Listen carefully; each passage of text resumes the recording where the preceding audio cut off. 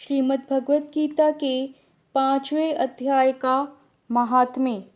श्री भगवान कहते हैं, हे देवी, अब सब लोगों द्वारा सम्मानित 5वें अध्याय का महात्म्य संक्षेप से बतलाता हूँ। सावधान होकर सुनो। मध्य देश में पुरुकुत्सपुर नामक एक नगर है।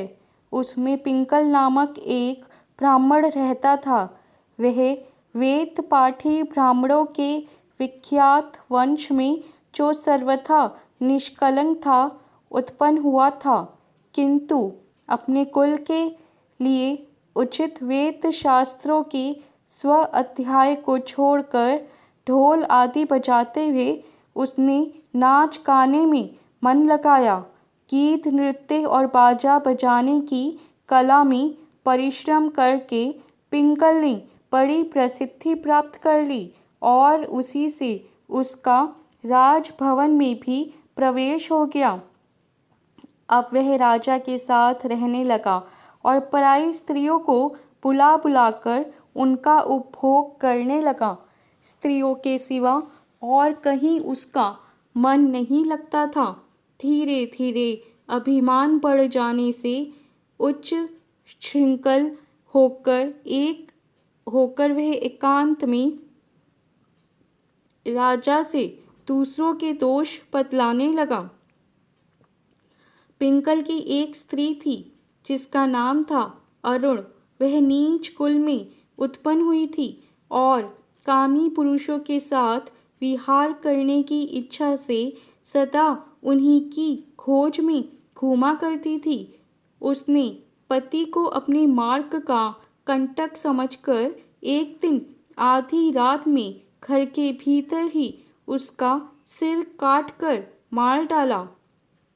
उसकी लाश को जमीन में गाड़ दिया।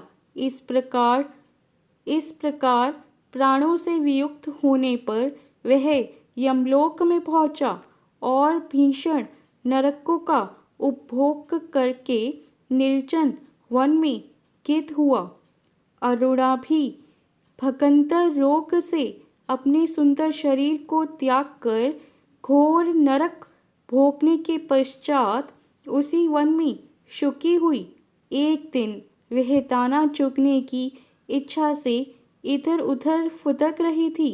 इतने में ही उस गिद्ध ने पूर्व जन्म के वैर का स्मरण करके उसे अपने तीखे नखों से फाड़ डाला। शुकी घायल होकर पानी से भरी हुई मनुष्य की खोपड़ी में गिरी। गिद्ध पुनः उसकी ओर झपटा। इतने में ही जाल फैलाने वाले पहेलियों ने उसे भी बाणों का निशाना बनाया। उसकी पूर्व जन्म की पत्नी शुकी उस खोपड़ी के जल में डूबकर प्राण त्याग चुकी थी। फिर वह क्रूर पक्षी भी उसी में गिरकर डूब गया। तब यमराज के दूत उन दोनों को यमराज लोक में ले गए। वहां अपने पूर्वकृत पाप कर्म को याद करके दोनों ही भयभीत हो रहे थे। तदंतर यमराज ने जब उनके घृणित कर्मों पर दृष्टिपात किया, तब उन्हें मालूम हुआ कि मृत्यु के समय अकस्मात खोपड़ी के जल में स्नान करने से इन दोनों का पाप नष्ट हो चुका है। तब उन्होंने उन दोनों को मनोवांछित लोक में जाने की आज्ञा दी। यह सुनकर अपने पाप को याद करते हुए वे दोनों बड़े विस्मय में पड़े और पास जाकर धर्मराज के चरणों में प्रणाम करके पूछने लगे, भगवान, हम दोनों ने पूर्व जन्म में अत्यंत घृणित पाप का संचय किया है, फिर हमें मनोवांछित लोकों में भेजने का क्या कारण है? बताइए। यमराज ने कहा, गंगा के किनारे वट नामक एक उत्तम ब्रह्मज्ञानी रहते थे। वे एकांत सेवी, ममता रहित, शांत, विरक्त और किसी से भी द्वेष न रखने वाले थे। प्रतिदिन गीता के 5वें अध्याय का जप करना उनका सदा का नियम था। 5वें अध्याय को श्रवण कर लेने पर महापापी पुरुष भी सनातन ब्रह्म का ज्ञान प्राप्त कर लेता है। उसी पुण्य के प्रभाव से शुद्ध चित होकर उन्होंने अपने शरीर का परित्याग किया था। गीता के पाठ से जिनका शरीर निर्मल हो गया था, जो आत्मज्ञान प्राप्त कर चुके थे, उन्हीं महात्मा की खोपड़ी का जल पाकर तुम दोनों पवित्र हो गए हो। अतः अब तुम दोनों मनोवांछित लोकों को जाओ, क्योंकि गीता के 5वें अध्याय के महात्म्य से तुम दोनों शुद्ध हो गए हो। श्री भगवान कहते हैं, सबके प्रति समान भाव रखने वाले धर्मराज के द्वारा इस प्रकार समझाए जाने पर वे दोनों बहुत प्रसन्न हुए और विमान पर बैठकर वैकुंठ धाम को चले गए। 5वां अध्याय। उसके उपरांत अर्जुन ने पूछा, हे कृष्ण, आप कर्मों के संन्यास की और फिर निष्काम कर्म योग की प्रशंसा करते हैं, इसलिए इन दोनों में एक जो निश्चय किया हुआ कल्याणकारक होवे, उसको मेरे लिए कहिए। इस प्रकार अर्जुन के पूछने पर श्री कृष्ण महाराज बोले, हे अर्जुन, कर्मों का संन्यास अर्थात मन, इंद्रियों और शरीर द्वारा होने वाला संपूर्ण कर्मों में कर्तापन का त्याग और निष्काम कर्म योग अर्थात समत्व बुद्धि से भगवतर्थ कर्मों का करना, ये दोनों ही परम कल्याण के करने वाले हैं। परंतु उन दोनों में भी कर्मों के संन्यास से निष्काम कर्मयोग साधन में सुगम होने में श्रेष्ठ है। इसलिए हे अर्जुन, जो पुरुष न किसी से द्वेष करता है और न किसी की आकांक्षा करता है, वह निष्काम कर्मयोगी सदा सन्यासी ही समझने योग्य हैं, क्योंकि राग द्वेष आदि द्वंद्वों से रहित हुआ पुरुष सुखपूर्वक संसार रूप बंधन से मुक्त हो जाता है। हे अर्जुन, ऊपर कहे हुए संन्यास और निष्काम कर्म योग को मूर्ख लोग अलग अलग फल वाले कहते हैं, ना कि पंडित जन, क्योंकि दोनों में से एक में भी अच्छी प्रकार स्थित हुआ पुरुष दोनों के फल रूप परमात्मा को प्राप्त होता है। ज्ञान योगियों द्वारा जो परम धाम प्राप्त किया जाता है, निष्काम कर्म योगियों द्वारा भी वही प्राप्त किया जाता है।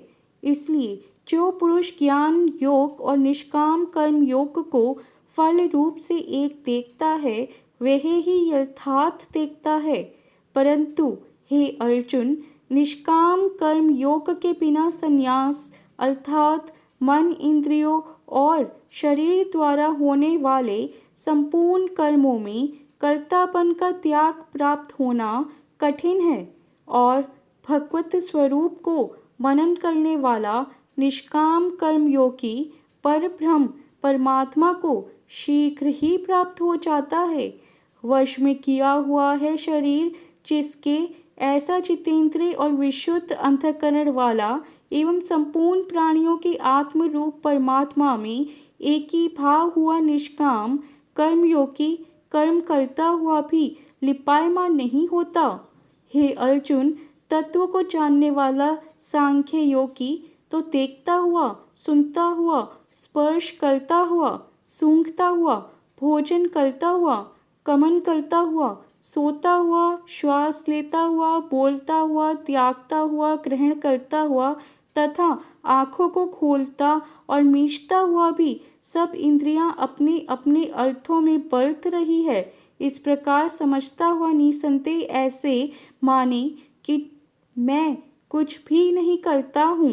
परंतु हे अर्जुन, देह अभिमानियों द्वारा यह साधन होना कठिन है और निष्काम कर्म योग सुगम है, क्योंकि जो पुरुष सब कर्मों को परमात्मा में अर्पण करके और आसक्ति को त्याग कर कर्म करता है, वह पुरुष जल से कमल के पत्ते के सदृश पाप से लिपायमान नहीं होता।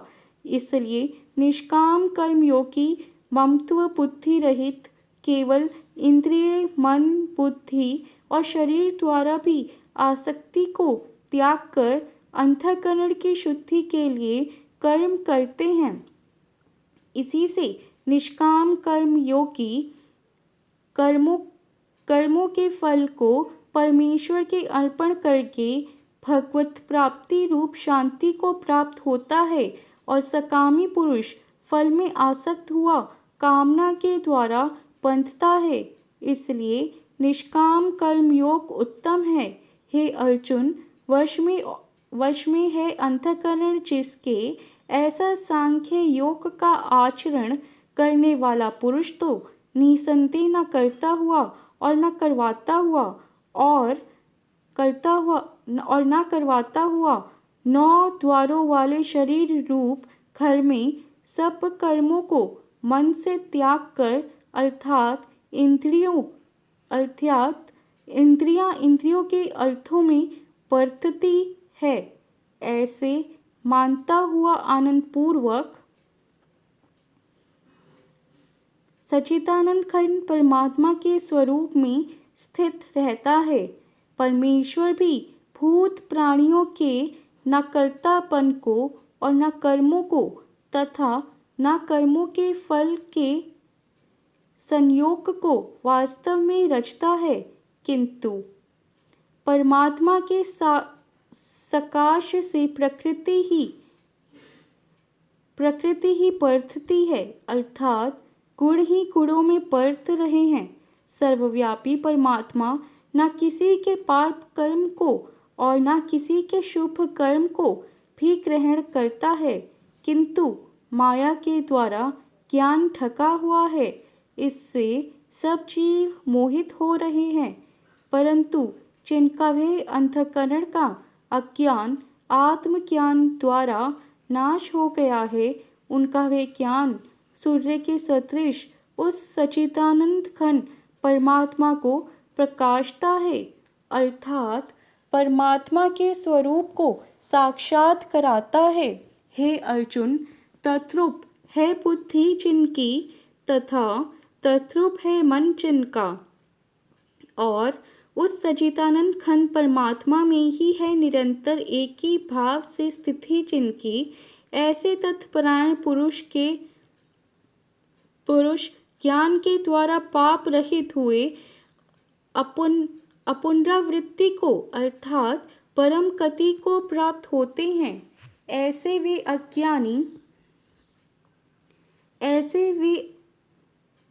वे ज्ञानीगण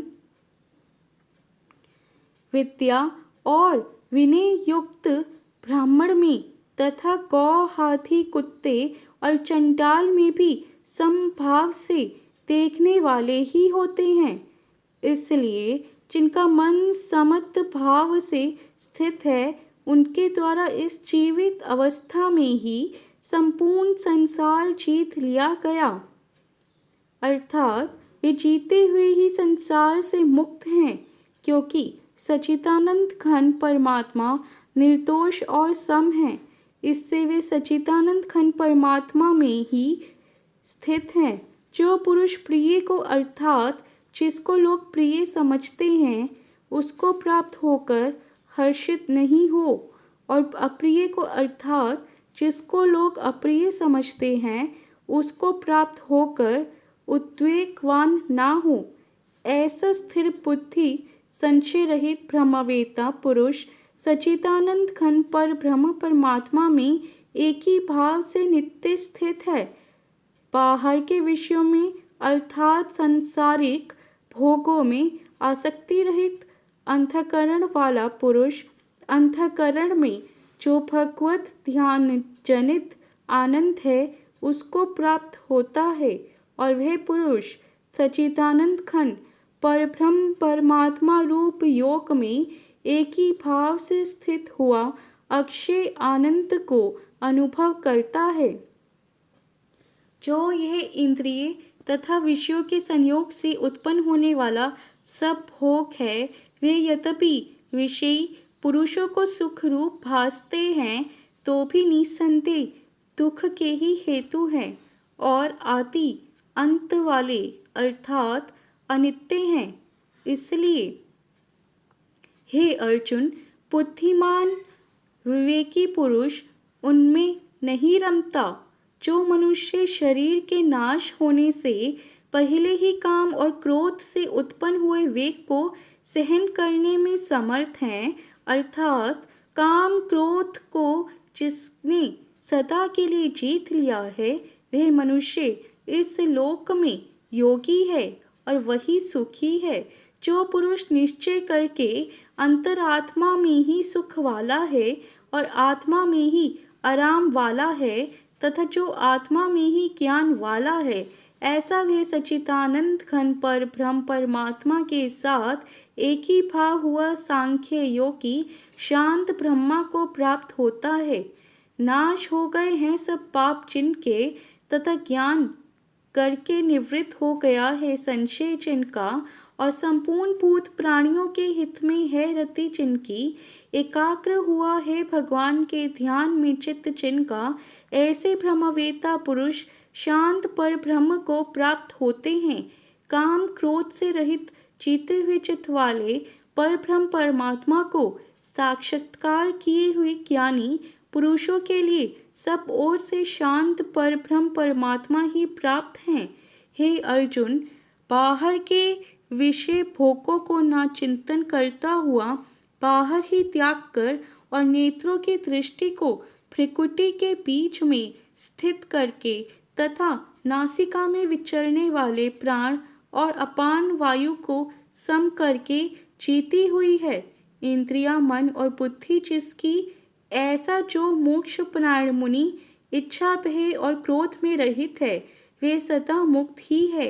और हे अर्जुन, मेरा भक्त मेरे को ज्ञान और तपों का भोगने वाला और संपूर्ण लोकों के ईश्वर का भी ईश्वर तथा संपूर्ण भूत प्राणियों का सुहृद अर्थात स्वार्थ रहित प्रेमी, ऐसा तत्व से जानकर शांति को प्राप्त होता है और सच्चिदानंद घन परिपूर्ण शांत ब्रह्मा के सिवा उसकी दृष्टि और कुछ भी नहीं रहता और उसकी दृष्टि में और कुछ भी नहीं रहता, केवल वासुदेव ही वासुदेव रह जाता है।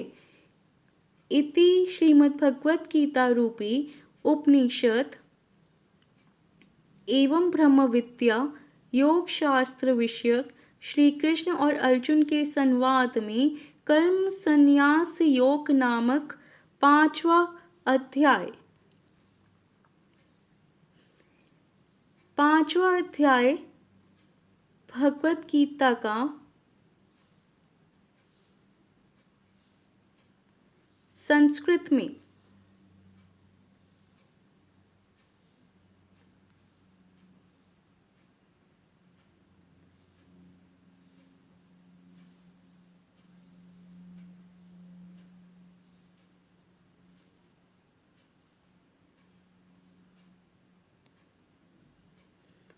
So hope you like this video. Keep reading this Bhagavad Gita on daily basis. Thank you for watching this video. Bye bye. Take care.